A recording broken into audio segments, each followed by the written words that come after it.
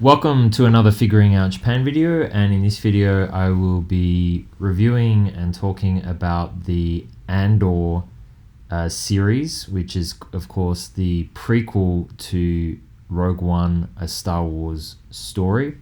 Firstly, I do apologize for the lack of visuals on the screen. YouTube have gotten incredibly strict and sophisticated, even showing stills from the show is flagged for copyright and not able to be published on YouTube, regardless of I don't monetize my videos anyway. So but that's okay. Just listen to this while you're hanging the washing or you're on the train or something like that. This video will contain spoilers, so if you intend to watch the show and you haven't already, then make sure you don't continue listening, because I don't want to give anything away. Now, for context, I am a massive fan of Rogue One. It is by far the best thing that has come from the Disney era of Star Wars. I would say it's probably my favorite Star Wars film. I'm not saying it's the best. That probably goes to Empire Strikes Back, but it's my favorite, I guess, because it really it's so powerful. The characters, the story, the way that the ending of it, and even just the sort of perfect balance of having Darth Vader in it and all that sort of thing. So when they announced that they were making a prequel to that, anything to do with Rogue One, I just thought, wow, fantastic. Now, in general, I thought season 1 was pretty good. It obviously kind of ebbed and flowed. It would sort of build up to something, and something big would happen, whether it was on Ferrix, whether it was Aldani. They had those sort of big moments. The whole thing where Cassian is imprisoned and he's kind of in that labor camp thing, building the parts for the Death Star, I thought it was a bit weird, and I wouldn't say I particularly enjoyed it, but sure, whatever, why not? And then season 2 came along, right? And I had not read anything about it. I did not want to know anything. I just heard, okay, Andor season 2 is being released.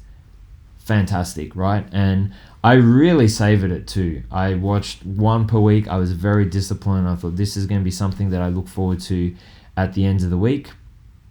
And watched the series. I finished watching through it, and I wanted to share my thoughts.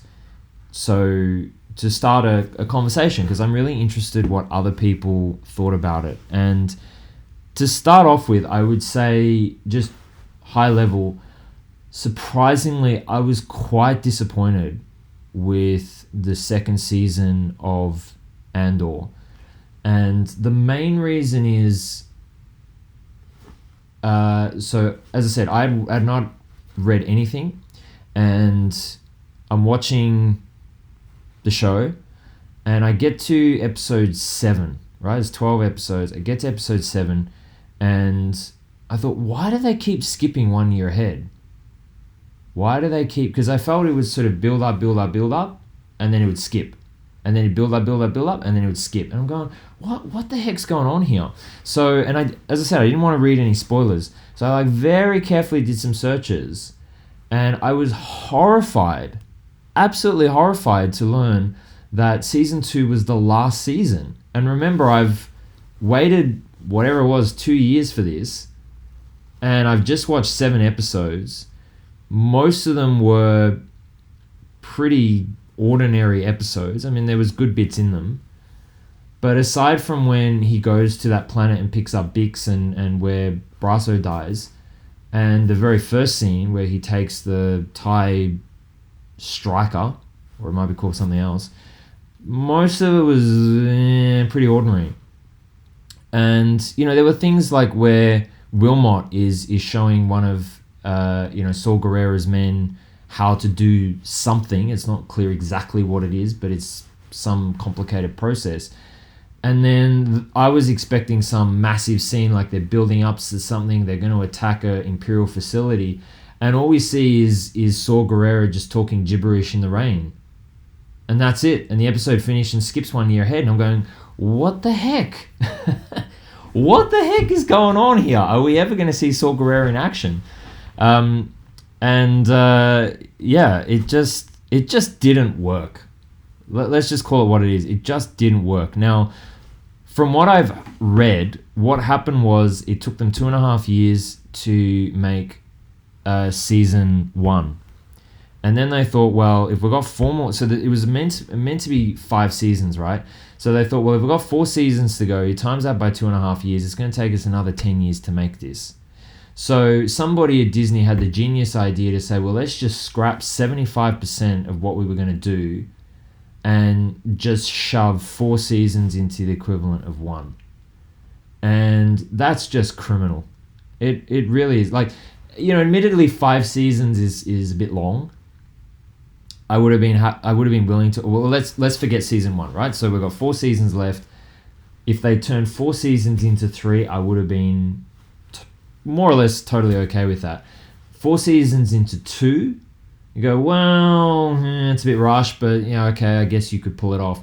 But 4 seasons into 1, I mean, come on, Disney is the largest entertainment company in the world. They've made 5 full-blown blockbuster Star Wars movies. They did their crappy trilogy, and then they did Solo and Rogue One, of course. They've done a stack of dramas. They've done, the Book of Boba. They did The Mandalorian. They did Obi-Wan. They did The Acolyte. They did Ahsoka. And they've done Andor. So 6 Star Wars series along with 5 movies, and you're telling me you don't know how to make an accurate estimate of how long it's going to take to make content? You're out by a factor of 4. And even if they were going to make that compromise, I don't really understand why they insisted on skipping 1 year. They would have been better off of skipping 2 years, make 6 episodes, and then skipping 2 years and making 6 episodes, because the end of the series was fantastic. Like, really nothing happens for the first 7 episodes, and then things start to happen, right? You have the Gorman front. You have Mon Mothma at the Senate and her escape. That was a pretty good episode. Obviously, then you have Dedra Meero and Luthen. And, Luthen obviously committing suicide and doing what he does. Then you had Claire essentially killing Luthen, which was... Even that is a good example, right? I thought that was a really good episode. It was well written. It was very touching. It showed the story. I mean, admittedly, the flashbacks maybe were a little bit too much, but I was always wondering, like, what's the deal with, Claire? She's, like, extremely loyal to Luthen. And it was a really great episode. But at the same time, like, I was expecting, right, these last 3 episodes are going to be, like, almost Rogue One level. They have to be. Like, I have to be to save this season. Those last 3 were particularly precious episodes, and you spent a whole episode on that. No Cassian, no really other characters. And the cost was just too great, honestly. But it was a fantastic episode, right? So if they had cut those 4 seasons into 2, I would have gone fantastic. But yeah, or even if they'd skipped, as I said, 2 years at a time, and then we could have had 6 episodes with things really leading into Rogue One. So, look, I'm not. I try not to be cynical. I like Disney. It has a lot of history. It's you think back to, they made the first color animated film, the first feature film, the first computer generated film. Like, Disney's done so much over the years. And I've quite enjoyed their content, even stuff like The Acolyte. It's nothing fantastic, but I enjoyed that series.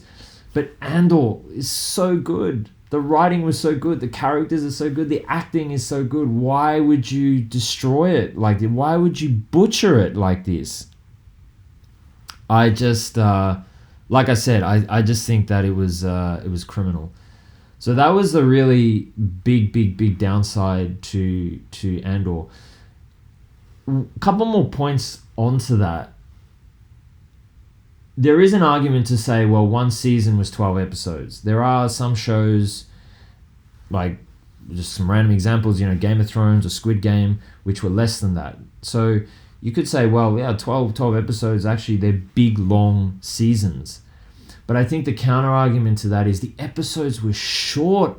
Man, they were so short. I mean, I think at least one episode, probably multiple, were in the 30s, like 37, 38 minutes.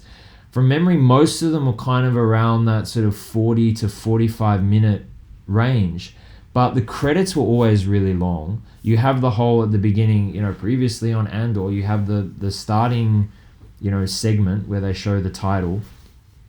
So you probably have to deduct, I would say, at least 5 minutes, maybe even more from that. So most episodes were under 40 minutes, and it shows.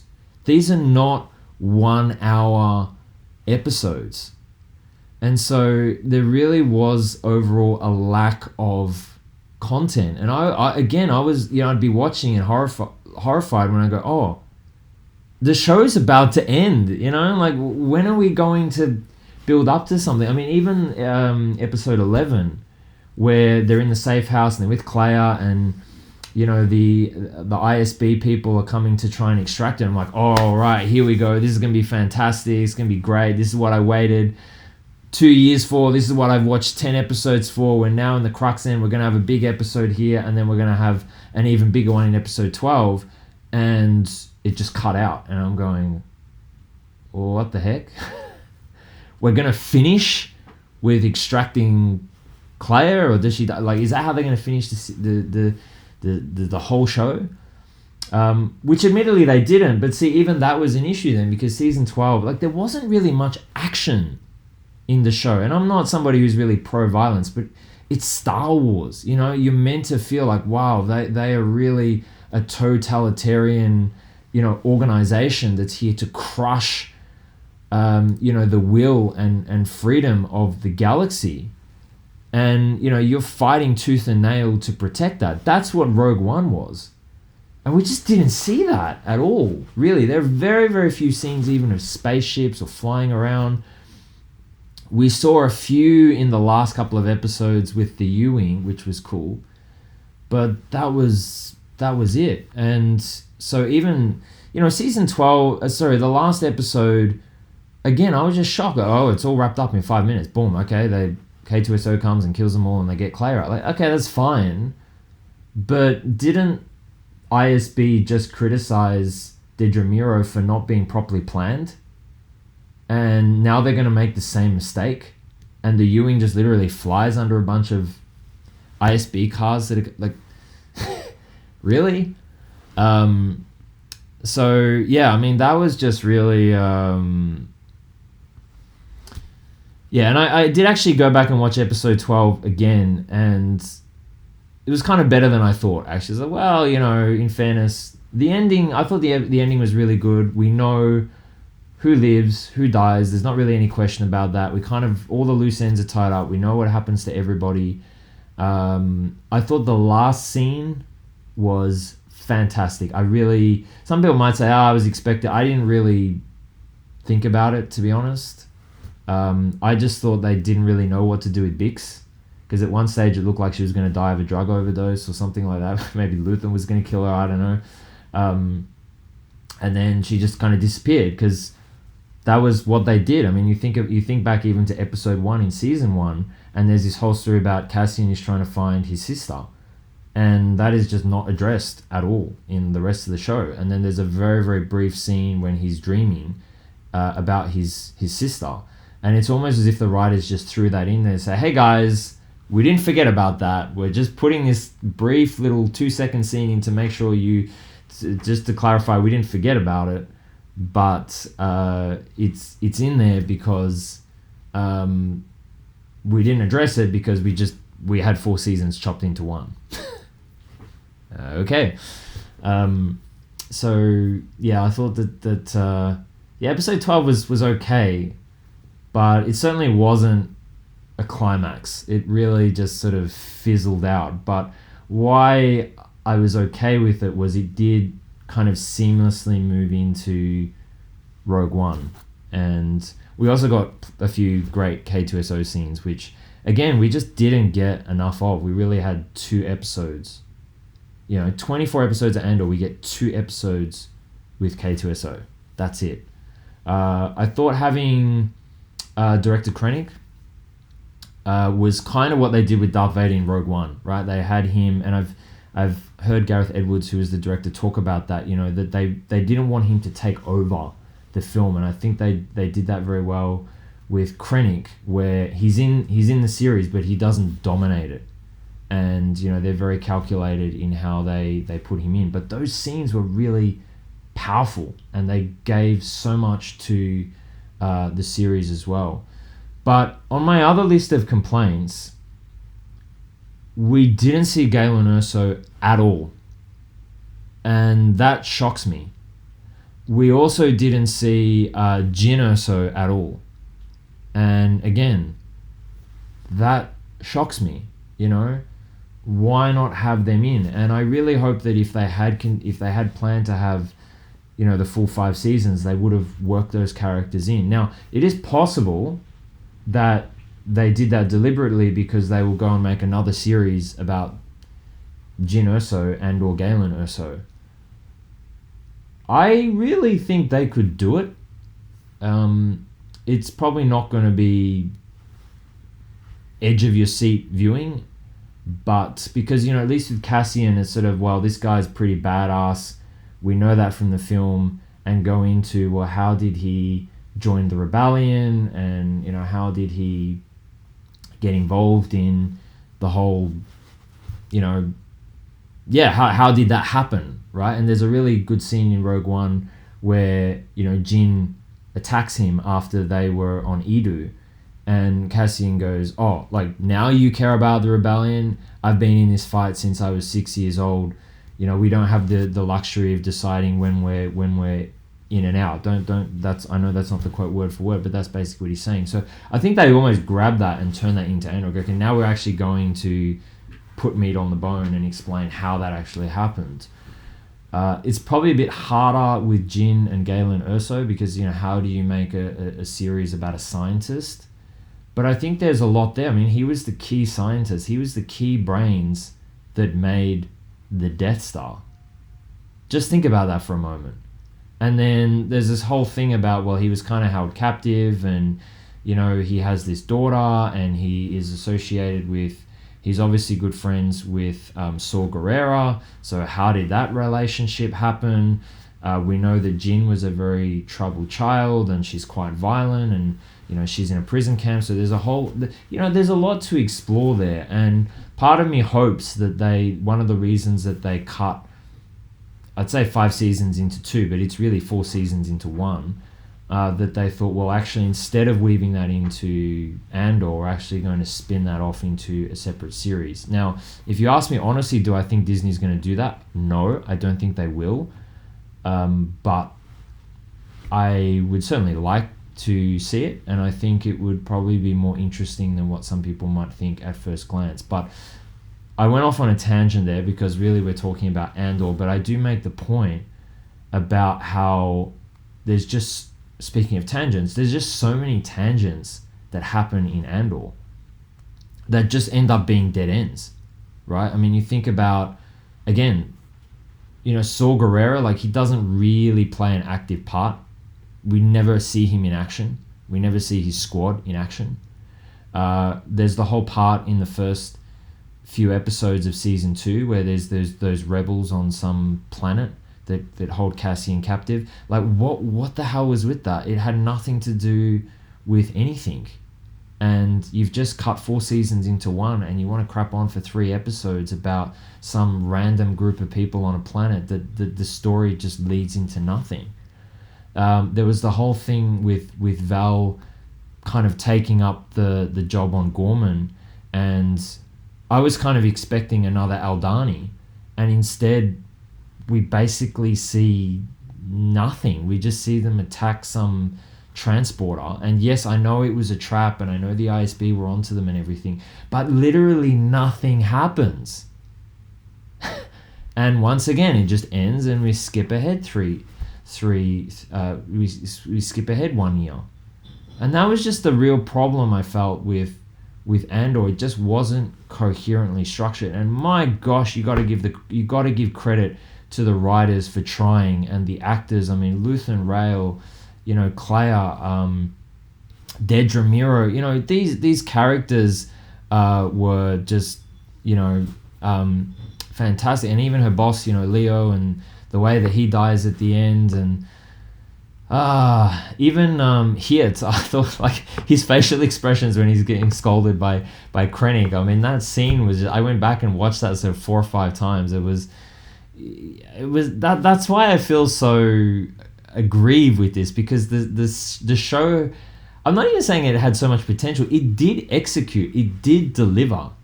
It had everything there, and you saw not just glimpses, but so many things that were, fantastic. But it just was cut so short, and even the whole wedding scene with Mon Mothma's daughter, again, like, it was really interesting, the elaborate designs, and just kind of seeing Mon Mothma kind of go off the rails a bit, and that was really good writing and really good execution. But then you come back to the fact that you go, hang on, we just cut 4 seasons into one, and we've just spent 2 or 3 episodes talking about a wedding on a character, which is her daughter, that really is not important at all to the story. Like, what the heck? And that's where I feel like if it was a 5-season show, sure, no problem. But for a 4 seasons turned into one, huge mistake, I think. But yeah, I mean, again, talking about, the good stuff, I think the characters, they all had great endings. Luthen had to die, and I think one thing that Rogue One really showed very clearly is that there's power in characters dying. There is so much power in that, right? And of course you kind of get emotionally involved. You're like, they can't, you're watching Rogue One, you're like, I remember having that kind of shock moment in the show. Oh my gosh, they're going to kill them all off. But you're never going to see them again anyway. Like, the film finishes, it's over. And so it actually really adds so much length or so much power when you watch A New Hope and you realize that, hey, a lot of people actually died. Now you think it, you go, hey, Luthen died for this, Cassian died for this, Jyn died for this, Galen died for this. So many people, Lonnie died for this. Just to get to the bottom of what the heck the Empire was doing and what they were building. Saw Gerrera, of course, as well. They all gave their lives to this cause. And so I'm really glad that in the show, they didn't just mercilessly kill everybody. I was glad that Val survived. And I was glad that, in particular, that Claire survived. But, Luthen had to go, right? And so I think they all had, and, pretty much everyone from ISB obviously was killed, or I actually thought it was very powerful seeing Dedra Miro there in the prison, because that's almost like a worse punishment than death, right? And she's become a victim essentially of what she created. The ending, as I said, and actually the last scene with Bix was fantastic. It was a bit like, when they killed Cinta, it was sort of like, okay, I mean, she's not really that important of a character, and that's your climax. That's what you're going to end that 3-episode wave with.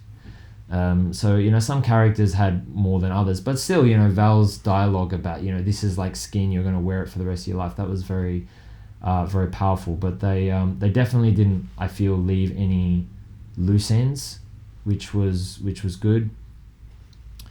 And yeah, I mean, what else? This video's got very long, but yeah, I just felt like it sort of at times it just sort of didn't feel like a Star Wars show, to be quite honest with you. There just wasn't enough suspense. There wasn't enough in space, and I'm one of the reasons that I didn't really like, for example, even Force Awakens, even when everyone was raving about it, was it just lacked creativity. You know, okay, TIE fighters, X-wings, you know, Kylo Ren's the new Darth Vader, and you know, Rey's the new Leia, and it's just copy, rinse, and repeat. I'm really glad that Andor went in a very different direction. I mean, Luthen was such a powerful character, and I mean, so many of the characters, right? Mon Mothma, we really got to know her, and Claire, and obviously Cassian, and Val, and you know, a lot of the characters there. But it just kind of hyped up and then fizzled out again and again and again. And even in the last few episodes where we did get content that I felt was really fantastic, you still then go, yeah, but this was actually the big climax. This is what the whole show was ending on, and I felt like it just wasn't enough. So no fault really, I think, of the writers and the actors. I think it really just almost comes solely down to that one decision of going, let's cut 4 seasons into one. And when you compare the quality of Andor to other series, I'm not trying to hate on these series, but other series like you know, The Acolyte, it really does make you scratch your head. But well done for getting to the end of this video. I'd really love to hear your comments below, what you thought. Am I being too harsh? Do you agree? Let's start a conversation down below. So thank you very much for listening, and I'll see you in the next episode.